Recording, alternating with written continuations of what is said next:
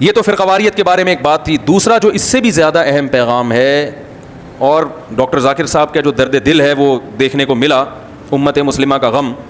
انہوں نے بتایا کہ اس وقت مسلمانوں پہ سب سے زیادہ ظلم چین کے صوبے سنگیان میں ہو رہا ہے, اور اس جرم پر کوئی آواز اٹھانے کے لیے تیار نہیں.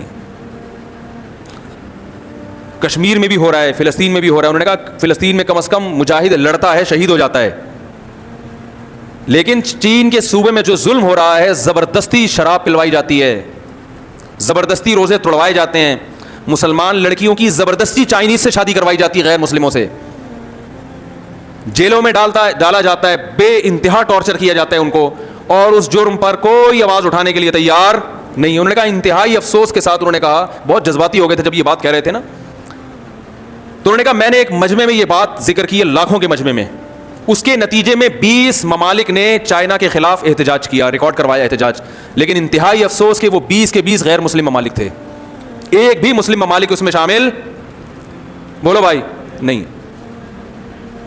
اور اس سے بھی زیادہ افسوس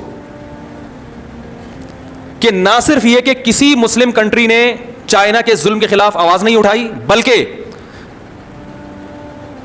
15 اسلامی ممالک ایسے ہیں جنہوں نے چائنا کے اس ظلم پہ اس کو اپریشیٹ کیا ہے کہ آپ بالکل ٹھیک کر رہے ہیں.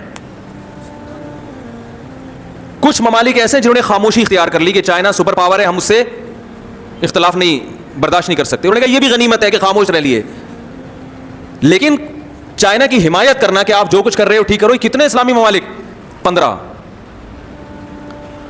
تو یہ بہت افسوس کی بات ہے. آپ اس سے اسلامی ممالک کے سربراہان کا اندازہ لگا لیں کہ یہ مسلم امت کے ساتھ اس میں بڑے بڑے اسلامی ممالک ہیں, میں نام نہیں لوں گا, انہوں نے بھی نام لینے سے منع کیا تو میں بھی نام نہیں لوں گا آپ کے سامنے. 15 اسلامی ممالک ہیں جنہوں نے چائنا کے ظلم میں اس کی حمایت کی. اس کے بعد کشمیر کا جہاں تک مسئلہ ہے, انہوں نے کہا کہ کشمیر کے معاملے میں بھی مسلم دنیا خاموش ہے, لیکن انتہائی افسوس ان علماء پر جنہوں نے کشمیر کے معاملے میں عالم ہوتے ہوئے انڈیا کی اور مودی کی حمایت کی ہے. ان کا نام بھی لیا انہوں نے, ساری دنیا جانتی ہے کون ہے وہ. انہوں نے کہا کہ آپ ظلم پر خاموشی اختیار کر لیں کہ آپ کو خطرہ ہے ظالم سے, اس کی پھر بھی کوئی لاجک بنتی ہے, ایمان کا ادنا حصہ ہے, لیکن ظالم کی حمایت شروع کر دیں تو کتنا بڑا جرم ہے. تو ایک بہت اہم پیغام ہے ان کا امت مسلمہ کے نام کہ بھائی کشمیر میں جو کچھ ہو رہا ہے اس پر بھی بھرپور طریقے سے آواز اٹھانے کی ضرورت, اور اس سے بھی زیادہ چائنا جو کچھ کر رہا ہے مسلمانوں کے خلاف, اس پر بھی اس سے بھی زیادہ آواز اٹھانے کی ضرورت. اور اپنے مسلم حکمرانوں کی ہدایت کے لیے بھی دعا کریں, اللہ تعالیٰ ان کو ہدایت دے. اگر ہدایت کے قابل نہیں ہے تو اللہ ان مسلم حکمرانوں سے ہمیں نجات دے.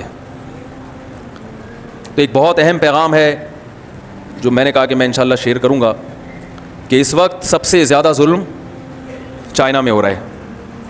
تبلیغی جماعت والے بھی ملے جو چائنا سے ہو کر آئے تھے ملیشیا میں, انہوں نے بھی بتایا کہ بہت حالات خراب ہیں چین میں. جماعتیں چھپ کے کہیں رہتی ہیں, لیکن چائنا کے مسلمان بھی ماشاءاللہ ایسا وہ جماعتوں کا چھپ چھپ کے اکرام کرتے ہیں. انہوں نے کہا اگر جی ماشاءاللہ اچھا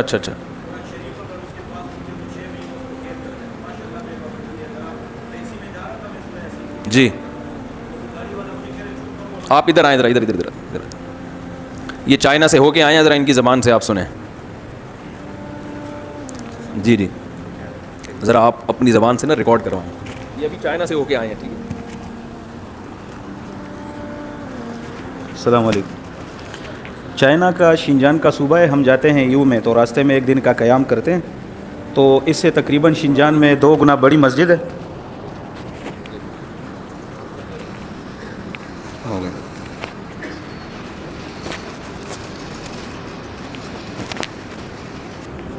ہو گیا ٹھیک ہے. اس سے تقریباً 2 گنا بڑی مسجد ہے چائنا میں. تو ہم مغرب کی نماز پڑھ رہے تھے, تو جب گئے تو مسجد کو بڑا تالا لگا ہوا تھا.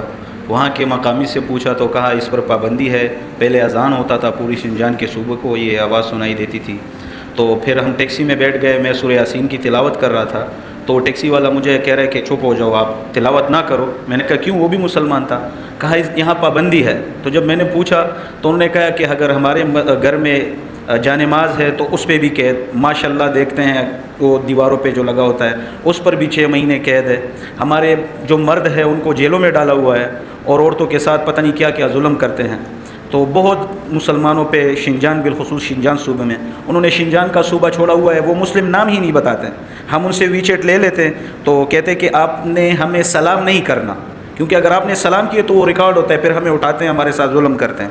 تو بہت برا حال ہے اور بہت زیادہ مسلمان وہاں پہ نمازیں نہیں پڑھتے. پھر ہمارا ایک پٹھان تھا, ہم اس کے ہاں چلے گئے, ہوٹل میں اوپر نماز پڑھی. جانماز ہم اس دکان میں بچھا رہے تھے تو انہوں نے کہا کہ یہاں سے اٹھاؤ, میں مسلمان نہیں ہوں. پھر ہمیں نے اس دوست نے بتایا کہ یہ مسلمان عورت ہے اور یہاں کے ظلم کی وجہ سے یہ بھی آپ کو کہہ رہے ہیں کہ میں مسلمان نہیں ہوں. تو آپ سب سے درخواست ہے کہ ان کے لیے بھی دعا کریں اور حضرت سے بھی درخواست ہے. اچھا, ایک اچھی بات ہے کہ صرف ایک کنٹری ہے جس نے آواز اٹھائی, یہ ایک اچھی بات الحمدللہ. صرف ایک ترکی ہے جس نے ابھی آواز اٹھائی ہے. تو ایک اللہ تعالیٰ نے چونکہ دین کو محفوظ رکھنا ہے, اس وقت طیب اردگان کا جو کردار ہے ترکی میں بلکہ عالم اسلام کے لیے, اس اقدام کو ڈاکٹر صاحب نے بھی سراہا ہے, ہمیں بھی سراہنا چاہیے, علماء بھی ساتھ ہیں, اور ہماری گورنمنٹ کو ترکی سے سیکھنا چاہیے بہت کچھ. ایک ہمارے سامنے جو بہترین مثال ہے نا اس وقت, وہ ترکی کی مثال ہے, تو ہمیں ترکی سے سیکھنا چاہیے.